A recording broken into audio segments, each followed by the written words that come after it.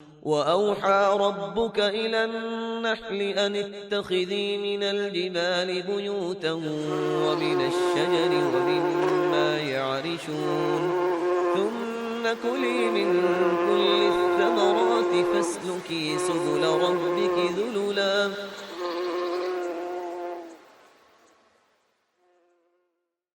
نحمده ونصلي على رسوله الكريم اما بعد فاعوذ بالله من الشيطان الرجيم بسم الله الرحمن الرحيم رب اشرح لي صدري ويسر لي امري واحلل عقدة من لساني يفقهوا قولي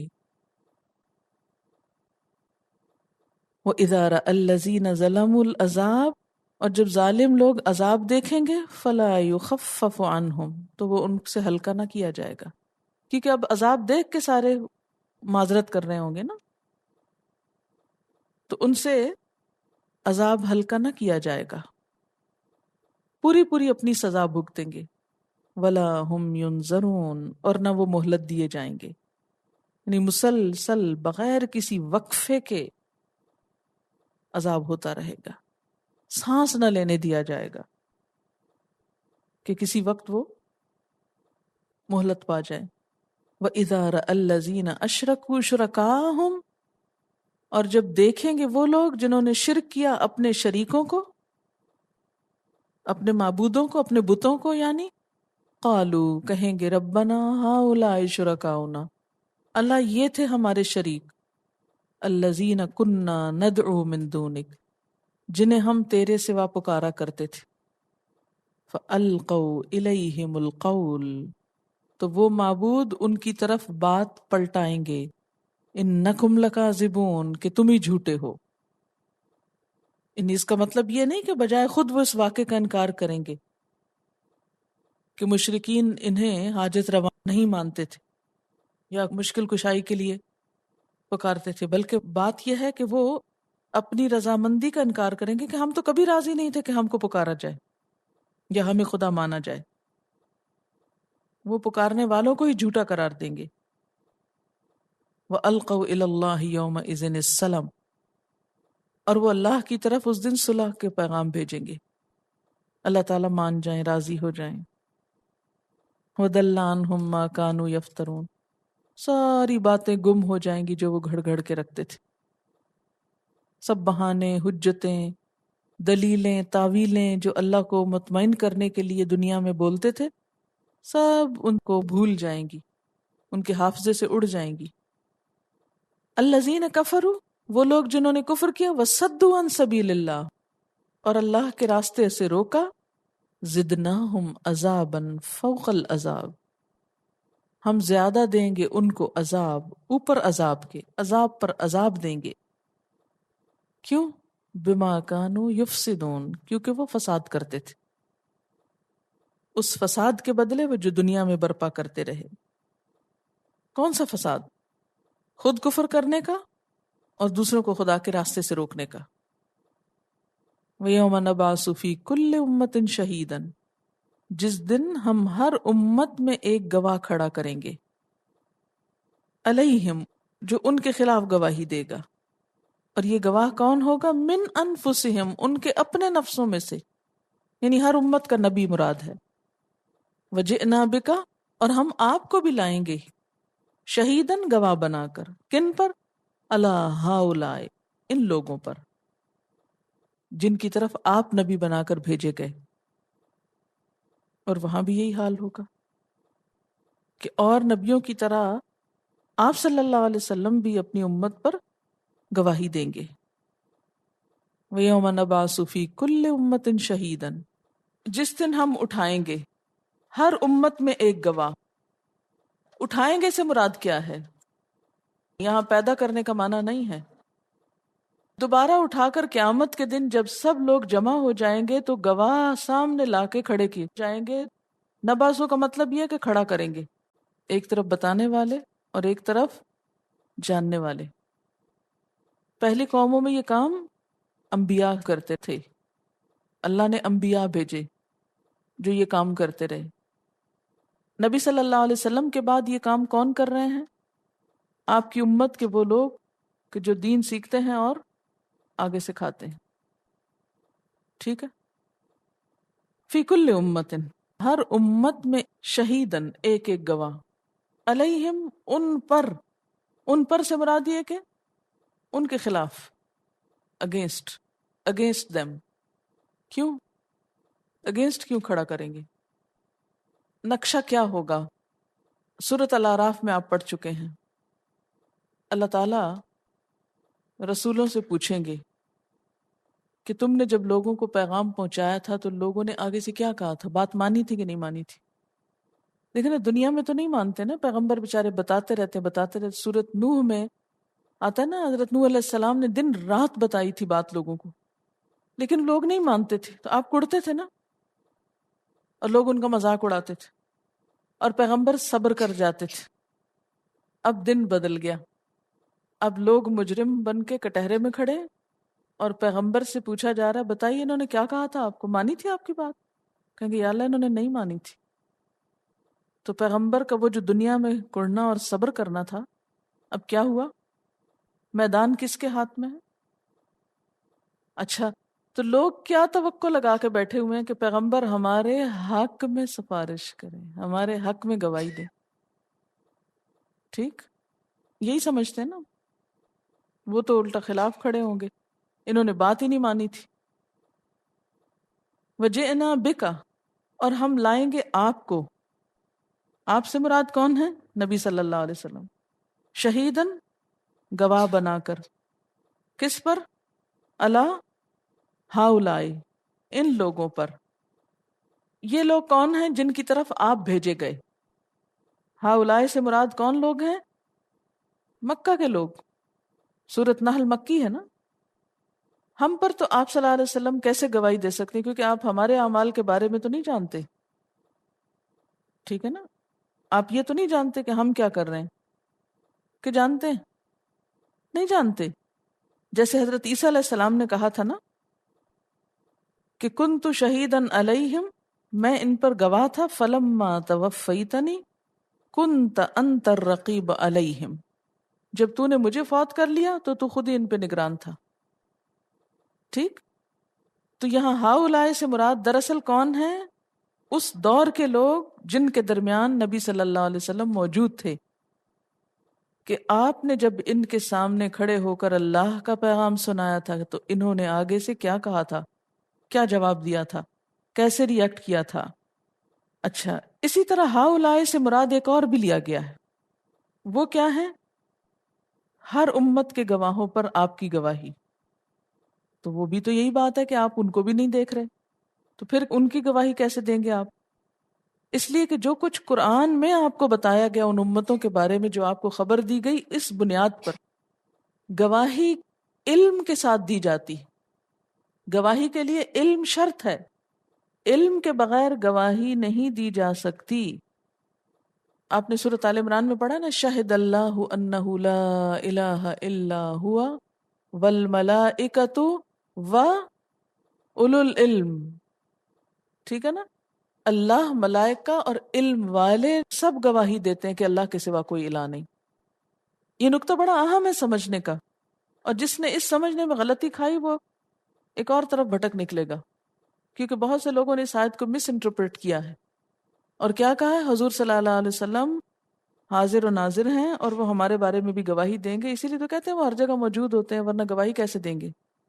اس آیت کے بارے میں ایک نقطہ نظر یہ بھی پایا جاتا ہے کہ لوگ کہتے ہیں کہ دیکھا یہ قرآن میں لکھا ہوا ہے کہ حضور صلی اللہ علیہ وسلم بھی گواہی دیں گے ہم لوگوں پر بھی. تو کیسے دیں گے؟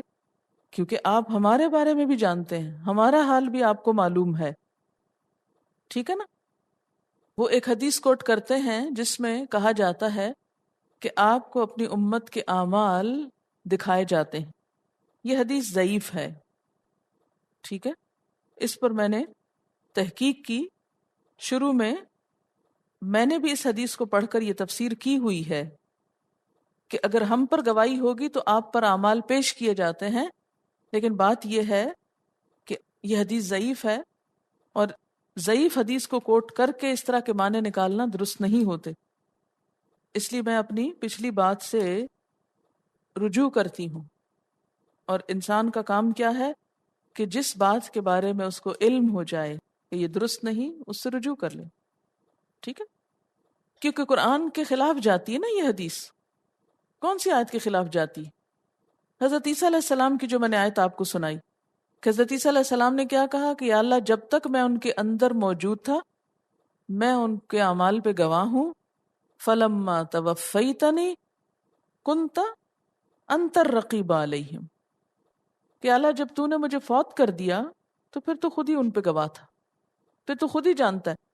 تو اگر ایک پیغمبر یہ کہہ رہے ہیں کہ یا اللہ میرے مرنے کے بعد آپ خود ہی جانتے ہیں کہ لوگوں نے کیا کیا، میں ان کے اعمال کا ذمہ دار نہیں، تو اسی طرح حضور صلی اللہ علیہ وسلم کے دنیا سے جانے کے بعد آپ ذمہ دار نہیں کہ ہم کیا کر رہے ہیں. ٹھیک ہے نا. تو ہؤلاء سے مراد پھر دو ہوئے، ایک کون؟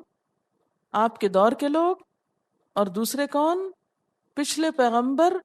ان کی گواہی کیسے؟ قرآن کے اندر جو ان قوموں کے حالات آئے ہیں اس علم کی بنا پر کہ اللہ یہ ٹھیک کہتے ہیں. کیا ہمیں نہیں معلوم قوم نوح نے کیا کیا تھا اپنے پیغمبر کے ساتھ؟ اگر ہم سے کوئی پوچھے کہ بتاؤ قوم نوح نے کیا کیا تو ہم گواہی دے سکتے ہیں کہ نہیں؟ دے سکتے ہیں نا. کیوں؟ علم کی بنیاد پر. علم کہاں سے ملا ہم کو؟ قرآن سے ملا. قوم عاد نے کیا کیا، قوم سمود نے کیا کیا، باقی قوموں نے کیا کیا. ٹھیک ہے. وَنَزَّلْنَا عَلَيْكَ الْكِتَابَ تِبْيَانًا لِكُلِّ شَيْءٍ، اور اتاری ہم نے آپ پر کتاب جو بیان کرتی ہے ہر چیز کو. وَهُدًى وَرَحْمَةً وَبُشْرَى لِلْمُسْلِمِينَ، اور وہ ہدایت بھی ہے، رحمت بھی ہے، خوشخبری بھی ہے. کس کے لیے؟ اسلام لانے والوں کے لیے.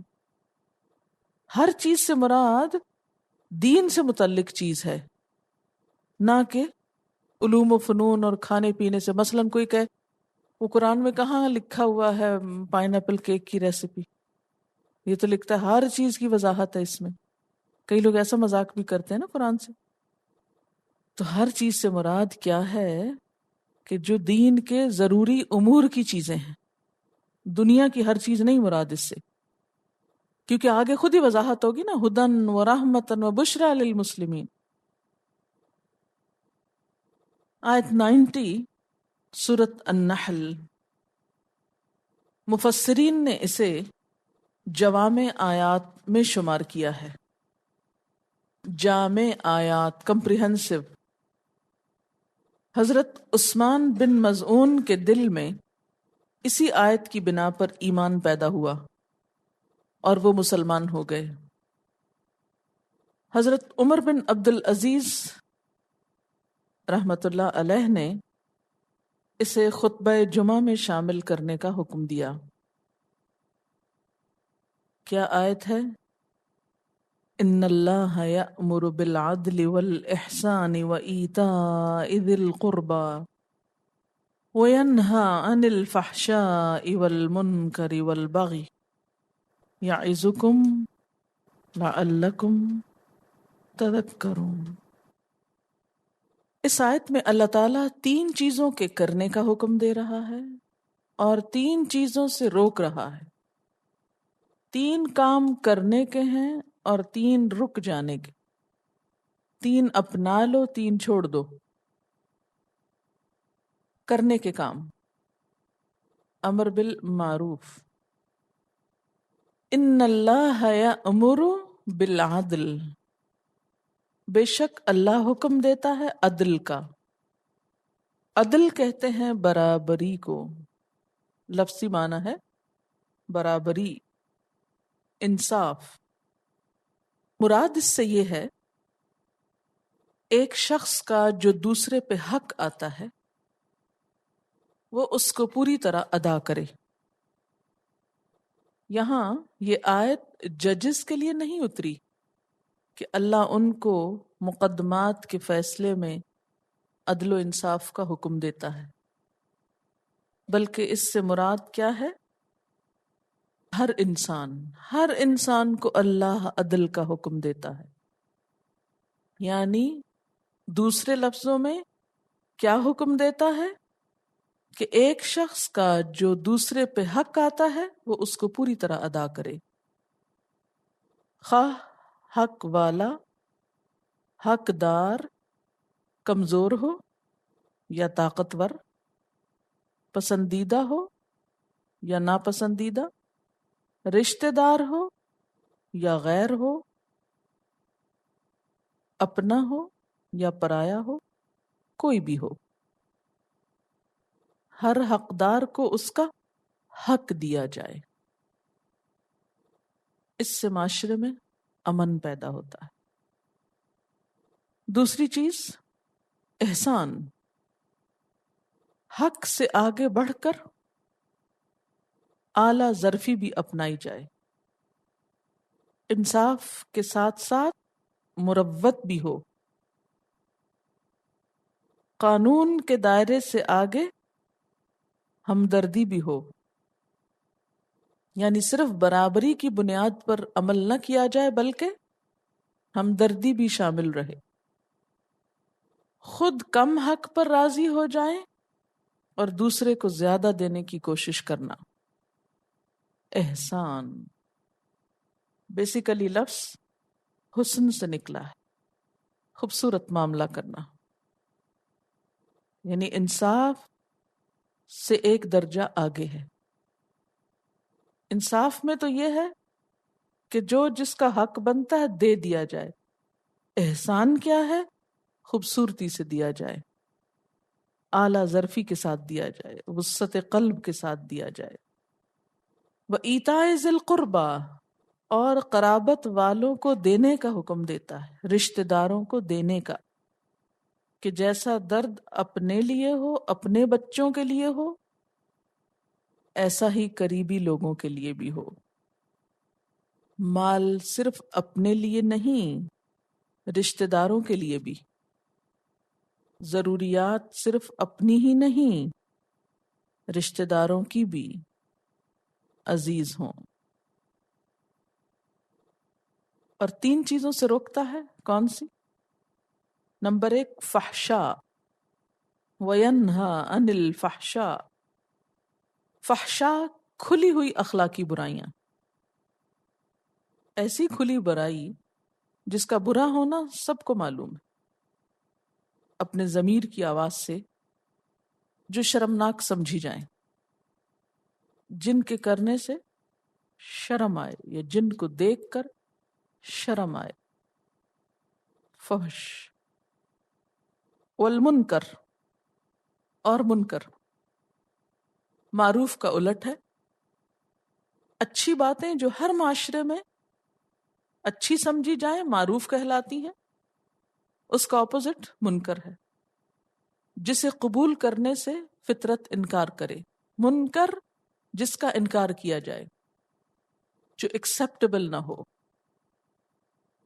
قابل قبول نہ ہو۔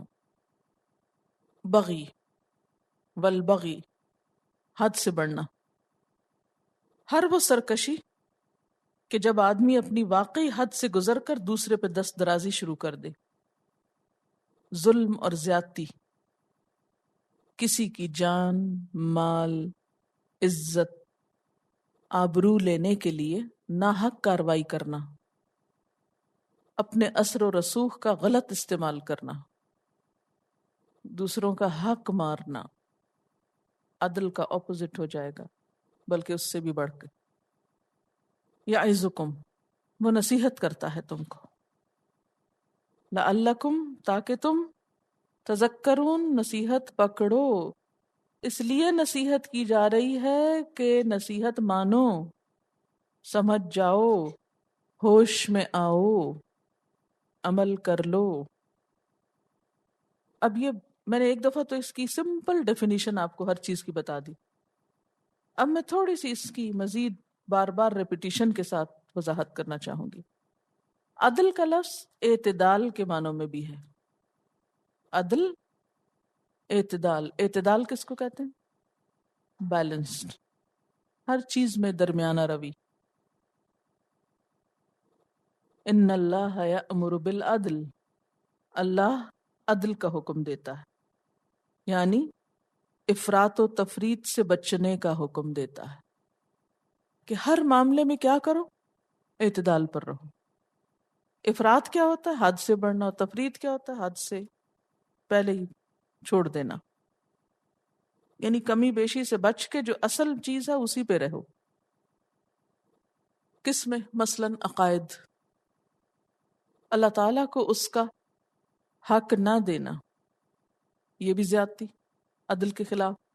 اور لوگوں کا حق نہ دینا اور صرف اللہ ہی کا دیتے رہنا، ساری ساری رات نماز پڑھتے رہنا اور صبح اٹھ کے بچوں کو ناشتہ بھی نہ دینا، گھر والے بھوکے رہیں اور آپ عبادت کرتے رہیں، تو یہ عدل کے خلاف ہے. تو سمپلی ڈیفینیشن کیا تھی کہ ہر ایک کا جو دوسرے پہ حق ہے اسے پوری طرح دے دینا، اللہ کا حق بھی دینا اور بندوں کا بھی دینا، یہ عدل ہے. نبی صلی اللہ علیہ وسلم کی محبت ایمان کا حصہ ہے، اس کے بغیر ایمان ہی نہیں. لیکن محبت میں غلو کرنا اور یہ سمجھنا کہ ہمارے لیے اب عمل کی ضرورت نہیں، محبت ہی کا اظہار کافی ہے. اسی طرح اخلاق میں مسکرانا ایک پسندیدہ عادت ہے، لیکن سنجیدگی کے موقع پر بھی مسکرائے چلے جانا، کسی کے غم اور موت کے موقع پر ہنسنا شروع کر دینا. اصل میں یہ لفظ اتنا جامع ہے، عدل اتنا جامع ہے، ایک ایک پہلو کا احاطہ کیے ہوئے. یعنی کوئی بھی غیر موزوں حرکت جو سوٹیبل نہ ہو، اپروپریٹ نہ ہو، ان اپروپریٹ حرکت عدل کے خلاف. اگر زندگی میں عدل آ جائے پوری زندگی سنور جائے. اسی طرح معاملات میں مثلا بچوں کو دیتے وقت انصاف نہ کرنا، کسی کو زیادہ دے دینا، کسی کو کچھ بھی نہ دینا. بچوں کے درمیان بھی عدل نہ کرنا، مثلا محبت میں ان کے درمیان عدل نہ کرنا، ایک کو زیادہ چاہنا دوسرے کو اگنور کر دینا. گویا ساری زندگی عدل کا تقاضا کرتی. جس نے عدل کو مینٹین کر لیا وہ سچا مسلمان بن گیا. اور سب سے مشکل کام ہی یہی کہ ہر چیز میں اعتدال. جہاں بیلنس بگڑے گا وہیں کام خراب ہوگا. ہم کیا کرتے ہیں؟ محبت میں بھی حد سے بڑھ جاتے ہیں، نفرت میں بھی حد سے بڑھ جاتے ہیں، غضب میں بھی حد سے بڑھ جاتے ہیں، اور نرمی میں بھی حد سے بڑھ جاتے ہیں. اب دیکھیں کہ شہد کی مکھی جو ہے کتنا میٹھا شہد دیتی، بے شمار بیماریوں کا علاج، لیکن اگر آپ اس کے چھتے میں ہاتھ ڈالیں تو آپ کو کاٹتی بھی ہے. شہد دینے کا مطلب یہ نہیں کہ آپ بے وجہ ہمدردی کریں اور نرمی کریں. کیوں؟ اس کا نقصان کیا ہوگا؟ شاید نہیں بن سکے گا. اگر وہ آپ کو اجازت دے دے نا دخل اندازی کی، کہ جب چاہیں آپ انگلیاں ڈالیں اس میں کچھ اور ڈالیں اور اس میں سے شہد انجیکٹ کرنا شروع کر دیں، آدھا اس کا جوس نکال کے لے آئیں، ابھی شہد نہ بھی بناؤ کہ ذرا یہ بھی پی کے دیکھیں کیسا ہے، وہ نہیں کرنے دے گی، آپ کو خوب کاٹے گی. تو یہ عدل ہے. آپ اس کو ایکسٹریم رویہ نہیں کہیں گے. اچھا مثلاً جب ہم دین میں ہوتے ہیں نا تو ہم کہتے ہیں کہ خوش اخلاق ہونا چاہیے، اور ہم چاہے کچھ بھی کریں دوسرے شخص کو بہت خوش اخلاق ہونا چاہیے، کسی وقت اس کو سخت بات نہیں کہنی چاہیے. یہ بھی عدل کے خلاف ہے. یہ بھی پھر حد سے بڑی ہوئی نرمی جس سے لوگ ناجائز فائدہ اٹھاتے ہیں. کوئی ڈسپلن آپ فالو نہ کروائیں ہم سے، یہ بھی ہم عدل سے ہٹی ہوئی بات کرتے ہیں. اللہ تعالیٰ غفور الرحیم ہے، اس کا عدل بھول جاتے ہیں. نماز پڑھیں یا نہ پڑھیں اس کو غفور الرحیم ہونا چاہیے، اس کو معاف کرنا چاہیے ہم کو. پھر وہ غفور الرحیم کیوں؟ سوچ میں عدل نہ ہو، قول میں عدل نہ ہو، معاملات میں عدل نہ ہو، تو آپ دیکھیں گے کہ کوئی بھی چیز اپنی جگہ پہ نہیں رہے گی. عدل کا اپوزٹ ظلم ہو جاتا ہے نا. پھر ظلم کیا ہے؟ کسی کو اس کا حق نہ دینا. اور عدل کیا؟ ہر ایک کو اس کا حق دینا. نہ کرنے والے کو کچھ دینا یہ عدل نہیں، اور کرنے والے کو کچھ نہ دینا یہ بھی عدل نہیں. کام کرنے والے کو مزدوری نہ دینا اور کام نہ کرنے والے کو شاباش دینا، یہ دونوں ہی عدل کے خلاف ہیں. عدل کیا ہے؟ محنت کرنے والے، مزدوری کرنے والے کو اس کی مزدوری دینا اور کام چوری کرنے والے کو سزا دینا. سزا بھی عدل کا حصہ ہے. اور اللہ تعالیٰ نے جو جہنم رکھی ہے نا، یہ عدل ہوا ہے. جنت ورنہ ادھوری رہ جاتی، امبیلنس ہو جاتی بات اگر خالی جنت بنتی. اگر غلط کاموں کی کوئی سزا ہی نہیں تو جہنم کی تو ضرورت ہی نہیں. لیکن ہم نے اس کو بند کر رکھا ہے. ہم اس کے بارے میں سوچتے نہیں، ہم اس کے بارے میں غور نہیں کرتے، کچھ فکر نہیں کرتے. ہم سمجھتے نہیں، ہم جنت چاہتے ہیں اور اس لیے ہم کچھ بھی کریں ہم کو لا محالہ وہی ملنی چاہیے. یہ کیسے ہو سکتا ہے؟ پیچھے پڑھا نا وَمَن یَأْمُرُ بِالْعَدْلِ، اور جو عدل کا حکم دیتا ہے. ایک عدل میں پورا اسلام ہے، یعنی ہر چیز کو اس کی جگہ رکھتا ہے. آپ دیکھیں اپنے گھر میں اگر آپ بیڈ کچن میں لگائیں، ڈائننگ ٹیبل بیڈ روم میں لگائیں، کیسا خوبصورت گھر لگے گا. گھر کی خوبصورتی کس سے؟ عدل سے ہے نا. جو چیز جہاں ہونی چاہیے وہیں رکھی جائے، ہر چیز اپنی پراپر پلیس پر. کسی بھی چیز کا حد سے بڑھنا اس کو بگاڑ دیتا ہے. محبت، نفرت، غم، غصہ، بھوک، شہوت، ہر چیز جب اپنی حد سے نکلتی ہے تو کس میں داخل ہو جاتی؟ بغی میں. بغش، ظلم اور زیادتی بن جاتی. اس سے اللہ روکتا ہے. کتنا خوبصورت ہے ہمارا دین. ان اللہ یأمر بالعدل، بیچ میں رہو. اور پھر والاحسان، احسان کا حکم بھی دیتا ہے. احسان حسن سے ہے.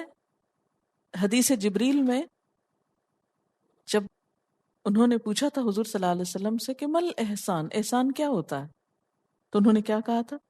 ان تعبد اللہ کأنک تراہ فإن لم تکن تراہ فإنہ یراک، کہ تم اللہ کی عبادت ایسے کرو گویا تم اس کو دیکھ رہے ہو، اور اگر یہ امیجن نہیں کر سکتے تو وہ تو تم کو دیکھ ہی رہا ہے. اور جب ہمیں احساس ہو جائے نا کہ کوئی ہم کو دیکھ رہا ہے تو ہم فوراً سنور جاتے ہیں. اب کیئر لیسلی بیٹھے ہوتے ہیں، جو ہی کسی کی نظر آپ کو پڑی اب ایک دم الرٹ ہو جاتے ہیں. اگر یہی احساس ہو کہ اللہ دیکھ رہا ہے تو ہر کام ہم دل لگا کے کریں. آپ اپنے سرونٹ سے صفائی کراتے ہیں، مثلاً جھاڑو دلواتے ہیں اور کام کراتے ہیں گھروں میں جیسے عام طور پر ہوتا ہے. اگر آپ سر پہ کھڑے ہوں تو صفائی کچھ اور ہوگی، اور اگر آپ چھوڑ کر آ جائیں تو واپس جا کے صفائی کچھ اور ہوتی ہے. لہٰذا آپ کے گھر وہ نہیں رہے جو ہوا کرتے تھے، اس لیے کہ احسان ختم ہو گیا نا. تو زندگی میں اعمال میں خوبصورتی کب آتی ہے؟ جب یہ احساس ہو جائے کہ اللہ دیکھ رہا ہے. کوئی مجھے حق دیتا ہے کہ نہیں دیتا، مجھے تو دینا ہے. کوئی مجھے کم بھی دیتا ہے تو مجھے تو پورا دینا ہے. کوئی میرے ساتھ زیادتی کرتا ہے تو مجھے نہیں کرنی. احسان، حسن. لیبلوکم ایکم احسن عملا. صرف عدل سے کام نہیں چلے گا. عدل کے اوپر خوبصورتی کس سے آئے گی؟ احسان سے آئے گی. وآخر دعوانا ان الحمد للہ رب العالمین. سبحانک اللہم وبحمدک نشہد ان لا الہ الا انت نستغفرک ونتوب الیک. والسلام علیکم ورحمۃ اللہ وبرکاتہ.